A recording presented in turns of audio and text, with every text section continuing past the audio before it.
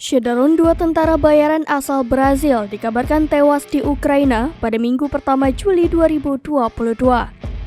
Seorang diantaranya perempuan bernama Thalita do Valle, satu lagi pria Douglas Rodrigues Burigo.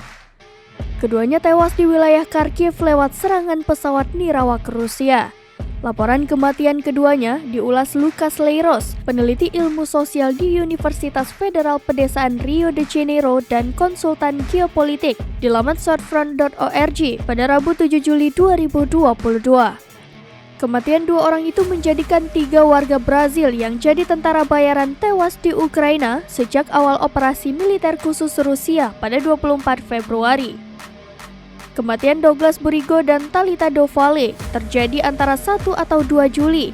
Douglas adalah mantan tentara Angkatan Darat Brazil dan telah berperang di Ukraina sejak Mei. Dia meninggal karena sesak nafas ketika mencoba melarikan diri menyusul serangan pesawat tak berawak. Douglas dilaporkan terkena pecahan peluru mortir di luar kubu pertahanan.